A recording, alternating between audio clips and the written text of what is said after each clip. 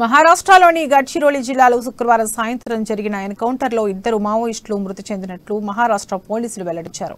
మృతుల్లో రాష్ట్ర కమిటీ సభ్యుడు మైలారపు అడెల్లు అలియాస్ భాస్కర్ భార్య కంతి లింగవ హతమైనట్లు మహారాష్ట్ర పోలీసులు శుక్రవారం రాత్రి ప్రకటించారు.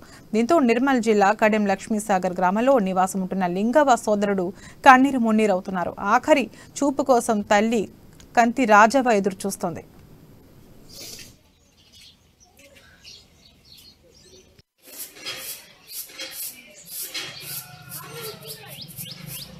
దోస్తు ఫోన్ చేసి ఏమన్నా తెలిసిందా అని అడిగిండు అన్న.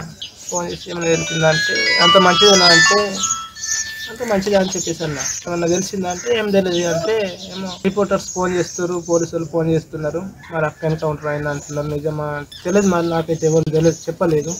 ఏమన్నా ఉంటే పోలీసులు ఫోన్ చేస్తారు, అంతేగాని నాకైతే ఇప్పటి వరకు ఏం తెలియదు అంటే టీవీ కూడా అని చెప్పేసి అన్నాడు. టీవీ లేదు మాకు, వేరే ఇంటికి పోయి టీవీ అందులో ఏం రాలేదు.